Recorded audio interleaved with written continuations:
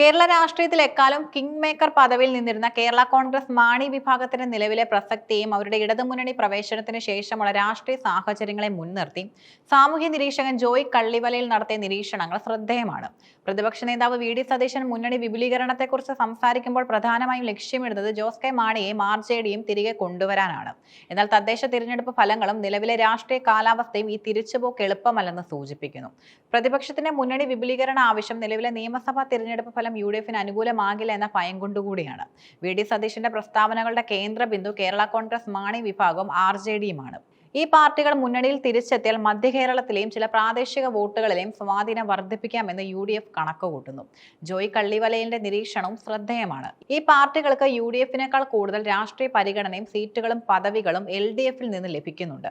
അതുകൊണ്ട് തന്നെ മുന്നണി മാറ്റം എന്നുള്ളത് അത്ര എളുപ്പമുള്ളതോ അവർ ചിന്തിക്കുന്നതോ ആയ ഒരു സാഹചര്യമല്ല. കെ മാണി ഒരിക്കൽ പറഞ്ഞ ജോസ് കെ മാണിയുടെ പ്രസക്തിയെ ജോയ് കള്ളിവലയിൽ അടിവരയിടുന്നു. സുന്ദരിയായ ഒരു പെൺകുട്ടിയെ കണ്ടാൽ അവളെ വിവാഹം ചെയ്യണമെന്ന് പലർക്കും ആഗ്രഹം തോന്നും. അതായത് ജോസ് കെ മാണി വിഭാഗം മുന്നണിയിലുള്ളതിന്റെ രാഷ്ട്രീയ മൂല്യം അവർ ഏത് മുന്നണിയിലാണോ ഉള്ളത് ആ മുന്നണിക്ക് ശക്തി നൽകുമെന്നതാണ് യാഥാർത്ഥ്യം. സമീപകാല തദ്ദേശ സ്ഥാപനങ്ങളിലേക്കുള്ള തിരഞ്ഞെടുപ്പ് ഫലങ്ങൾ ഇരു മുന്നണികളെയും ഒരുപോലെ അമ്പരപ്പിച്ചിട്ടുണ്ട്.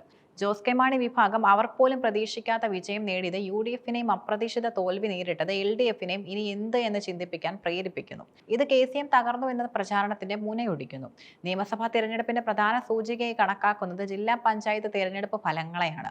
അവിടെ കേരളത്തിൽ ഇരു മുന്നണികളും ഏതാണ്ട് ഒപ്പത്തിനൊപ്പമാണെന്ന നിലവിലെ സ്ഥിതി അടുത്ത നിയമസഭാ തിരഞ്ഞെടുപ്പിൽ UDFന് അനായാസം വിജയിക്കാൻ കഴിയുമെന്ന പ്രചാരണത്തിന്റെ സാധ്യത കുറയ്ക്കുന്നു. ജോസ് കെ മാണിയുടെ ശക്തി കേന്ദ്രമായ പാലാ അസംബ്ലി മണ്ഡലത്തിന്റെ സീറ്റ് നില UDF 91, LDF 87 എന്നാണ്. ഇതിൽ UDF മുന്നിലാണെങ്കിലും 4 സീറ്റുകളുടെ മാത്രം വ്യത്യാസം എന്നത് LDFന് തിരുത്താനുള്ള സാധ്യത നൽകുന്നു. പരാജയ കാരണങ്ങൾ കണ്ടുപിടിച്ച് തിരുത്താൻ CPMന് സമയവും കഴിവുമുണ്ടെന്ന് എതിരാളികൾക്ക് പോലും അറിയാം. 10ൽ താഴെ സീറ്റുകളിൽ മാത്രമുള്ള മേൽക്കൈ അടുത്ത തിരഞ്ഞെടുപ്പിൽ മാറാതിരിക്കില്ല എന്ന് പറയാനാവില്ല. LDF അവരുടെ ജനകീയ അടിത്തറ ഉറപ്പിക്കാൻ ശ്രമിച്ചാൽ ചിത്രം മാറും. തദ്ദേശ തിരഞ്ഞെടുപ്പിൽ മുന്നണികൾ കളിച്ച സാമുദായിക രാഷ്ട്രീയ തന്ത്രങ്ങളും അതിന്റെ ഫലങ്ങളും നിർണായകമാണ്. വർഗീയ പ്രസ്താവനകൾ വഴി മുസ്ലിങ്ങളെ അധിക്ഷേപിച്ച വെള്ളാപ്പള്ളി നടേശനെ ചേർത്തുകൊണ്ട് മുന്നോട്ട് പോകാൻ പിണറായി വിജയൻ നടത്തിയ തന്ത്രം പാളിയെന്ന് ജോയ് കള്ളിവലയിൽ വിലയിരുത്തുന്നു. ഇത് മുസ്ലിം ന്യൂനപക്ഷ വോട്ടുകളിൽ LDFന് ദോഷകരമായി ബാധിച്ചിരിക്കാം. ക്രിസ്ത്യൻ ന്യൂനപക്ഷ വോട്ടുകൾ ലക്ഷ്യമിട്ടുള്ള നീക്കമായിരുന്നു ഇതെങ്കിലും അത് ന്യൂനപക്ഷ വോട്ടുകളുടെ ധ്രുവീകരണത്തിന് കാരണമായി. ക്രിസ്ത്യാനികളെ ഒപ്പം നിർത്താനുള്ള BJPയുടെ തന്ത്രം തിരുവനന്തപുരത്തെങ്കിലും വിജയിച്ചുവെന്ന് കാണാം. ഇത് BJPയുടെ വളർച്ചയും സൂചിപ്പിക്കുന്നു. ക്രിസ്ത്യൻ സഭാ നേതൃത്വങ്ങളുമായി അടുത്ത ബന്ധം സ്ഥാപിക്കാനുള്ള BJPയുടെ ശ്രമങ്ങൾ ഫലം കണ്ടു തുടങ്ങിയതിന്റെ സൂചനയാണിത്. മെത്രാന്മാരെ അരമനകളിൽ ചെന്ന് കാണുന്ന രീതി ഇടതു മുന്നണിക്കില്ല. എന്നാൽ അവരിൽ ചിലർ ജോസ് കെ മാണിയുടെ മുന്നണി മാറ്റം ആഗ്രഹിക്കുന്നതിൽ അത്ഭുതമില്ല.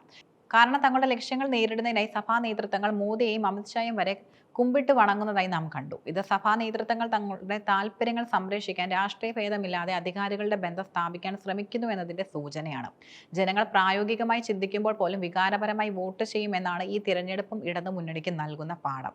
ശബരിമല പോലുള്ള വൈകാരിക വിഷയങ്ങൾ പ്രാദേശിക തലത്തിൽ അടുത്ത തിരഞ്ഞെടുപ്പ് വരെ ആളി കത്തിച്ചു നിർത്താൻ കഴിയുമോ എന്നതിനെ ആശ്രയിച്ചിരിക്കും UDFന്റെ ഭാവി വിജയം. പരസ്പരം പോരടിക്കുന്നതിനേക്കാൾ ഇടതു മുന്നണികളുടെയും പ്രധാന അജണ്ട BJPയുടെ വളർച്ച തടയുക എന്തായിരിക്കണമെന്ന് ജോയ് കള്ളിവലയിൽ ശക്തമായി ഓർമ്മിപ്പിക്കുന്നു. മേശയുദ്ധത്തിലെ കുറുനരിയെ പോലെ രക്തം കുടിക്കാൻ അവർ കാത്തിരിക്കുകയാണ്. കേരളത്തിലെ CPMും കോൺഗ്രസും തമ്മിലുള്ള രൂക്ഷമായ പോര് അവരെ ദുർബലപ്പെടുത്തുകയും BJPക്ക് വളരാനുള്ള ഇടം നൽകുകയും ചെയ്യും. കേന്ദ്രത്തിൽ രാഹുൽ ഗാന്ധി അപഹസിക്കാൻ BJP ഉപയോഗിക്കുന്ന ശൈലി കേരളത്തിൽ കോൺഗ്രസുകാർ ജോസ് കെ മാണിക്കെതിരെ ഉപയോഗിക്കാൻ തുടങ്ങിയിട്ട് കാലം കുറേയായി. മുന്നണി മാറ്റം ആഗ്രഹിക്കുന്ന കോൺഗ്രസ് നേതൃത്വം ജോസ് കെ മാണിയെ നിരന്തരം അപഹസിക്കുന്നത് തങ്ങളുടെ ലക്ഷ്യത്തിന് വിരുദ്ധമായ സമീപനമാണ്. മൂക്കിനപ്പുറം കാണാൻ കഴിയാത്ത ചിലർക്ക് കേരള രാഷ്ട്രീയം മാത്രമാണ് പ്രധാനം. എന്നാൽ സംസ്ഥാനത്തിന്റെയും രാജ്യത്തിന്റെയും രാഷ്ട്രീയ ഭാവിയിൽ ദീർഘവീക്ഷണത്തോടെ പ്രവർത്തിക്കേണ്ടത് അനിവാര്യമാണ്. തദ്ദേശ തിരഞ്ഞെടുപ്പിൽ കൈവരിച്ച നേട്ടങ്ങളും LDFൽ ലഭിക്കുന്ന രാഷ്ട്രീയ പരിഗണനയും ജോസ് കെ മാണിക്ക് നിലവിൽ ഒരു കിങ് മേക്കർ പദവി നൽകുന്നുണ്ട്. UDFൽ ചേരുകയെ നിവർത്തിയുള്ളൂ എന്ന പ്രചാരണം രാഷ്ട്രീയ തന്ത്രം മാത്രമാണ്. കെ മാണി ഒരിക്കൽ പറഞ്ഞതുപോലെ രാഷ്ട്രീയ പ്രസക്തിയുള്ള ഒരു വിഭാഗത്തെ സ്വന്തമാക്കാൻ ഏത് മുന്നണിയും ആഗ്രഹിക്കും. ഇത്തരം പ്രചാരണങ്ങൾ തള്ളി നിലവിലെ രാഷ്ട്രീയ സാഹചര്യം വിലയിരുത്തി LDFൽ തുടരാനാകും ജോസ് കെ മാണി വിഭാഗം തീരുമാനിക്കുക. അടുത്ത നിയമസഭാ തിരഞ്ഞെടുപ്പിൽ വിജയം ആർക്കെന്ന് തീരുമാനിക്കുന്നത് LDF പരാജയ കാരണങ്ങൾ തിരുത്തുന്നതിന്റെ വേഗതയും UDFന്റെ മുന്നണി വിപുലീകരണ ശ്രമങ്ങളുടെ വിജയത്തെയും ആശ്രയിച്ചിരിക്കും.